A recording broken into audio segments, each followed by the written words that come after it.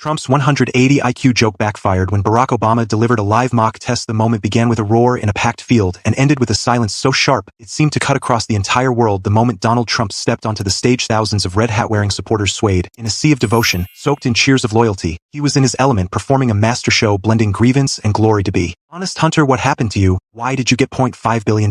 He launched sharp attacks on his critics, especially targeting the radical left and mocking the intelligence of his opponents. It's not that easy to do up there, the stadium echoed with his voice, but my IQ is very high. I am very stable. I am extremely stable. Genius, maybe the highest. They gave me a test, folks, and I scored 180. Everyone knows how spectacular that score is. Look, if I were a liberal Democrat, people would call me a super genius. And meanwhile, far away in a quiet Washington, D.C. office, former President Barack Obama decided to accept that challenge. This wasn't a rally prepared for a Klan. This was a serious televised town hall on honesty and leadership. Barack Obama sat calmly on stage, his demeanor peaceful, the exact opposite of the hypercharged energy of a Trump rally. The difference made the setting powerful, and its impact very real. The moderator asked a simple question about the importance of truth in public office. Obama paused, a small knowing smile on his lips. You know, he began, his voice steady, measured. Recently, there has been a lot of talk about intelligence tests and genius. The audience recognized the reference and laughed, and I believe Obama continued, if you're going to make such a big claim, you should be ready to show your work. Republican officials, who clearly know better, are backing him like this, mocking the whole thing. This is just another step toward dissolving accountability. He slipped his hand into his jacket pocket and the room froze. He didn't pull out a speech or a teleprompter script. He pulled out a single folder stamped with the seal of the Walter Reed National Military Medical Center. This is a copy of the cognitive assessment the former president has been referring to. It was made public this morning. The tension in the room thickened. This was the receipt. This was the IQ test that supposedly proved he was a genius, but I think we should talk about what this test actually is. It's the